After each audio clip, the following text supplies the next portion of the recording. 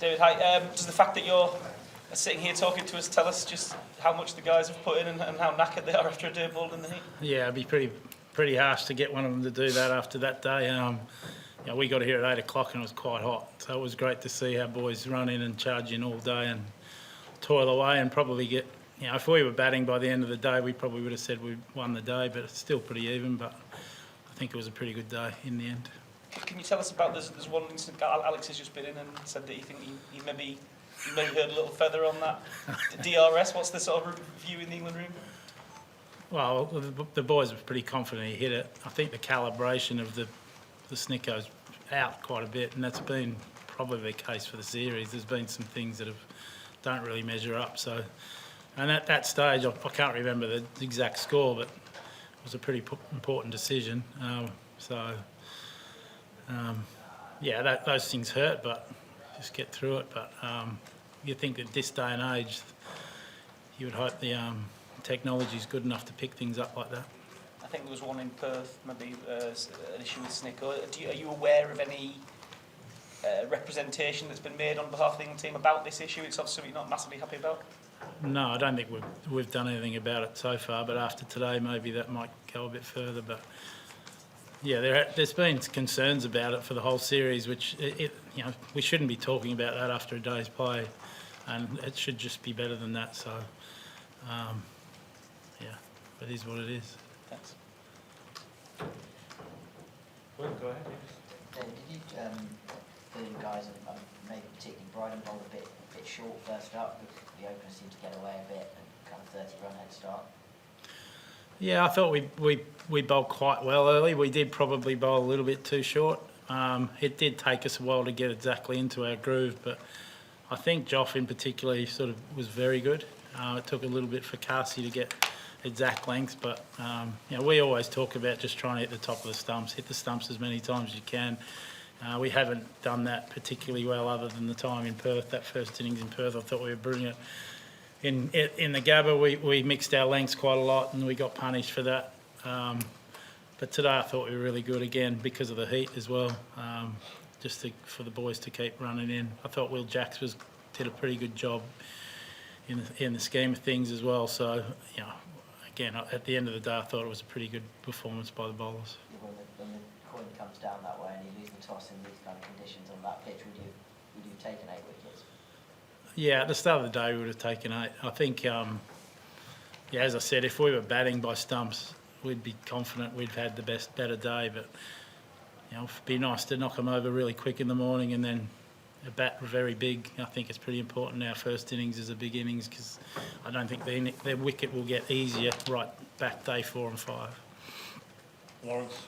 There's been some chat so far about who the leader of the England attack is. Do you think that Jofra showed that he is that guy today? Yeah, we don't really talk about leaders. I think when you've got the ball, it's your job to start to just stand up and bowl as aggressively and as good as you possibly can. And Joff, I think he got a little bit of criticism, obviously, in the second innings about how quick he bowled. But today he came out, he bowled quick, he sustained his pace. I think he's been good in every game at different stages. And, for him to string 3 games together, again, for him, that's really good for us. And, he was a standout bowler. And he was very good today. Louis, and then we'll finish with Stokes. Stokes, there might have been a view in the past about needing bowlers who bowl 140k now to win in Australia. Just interested in your views on whether that's changed somewhat with the kind of pitches we have out here.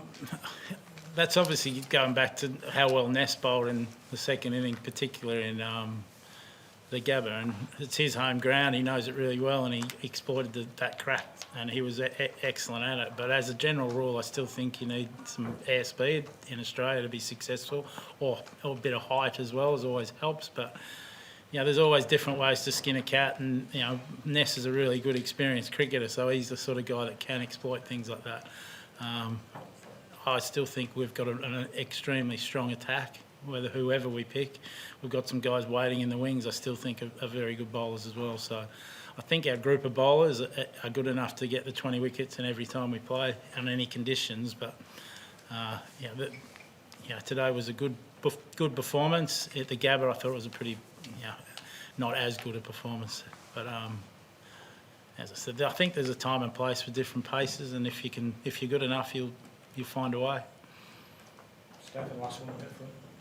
David, you've always been around a lot of international cricket teams. I just wondered what you thought about the way that Ben spoke after the Gabba.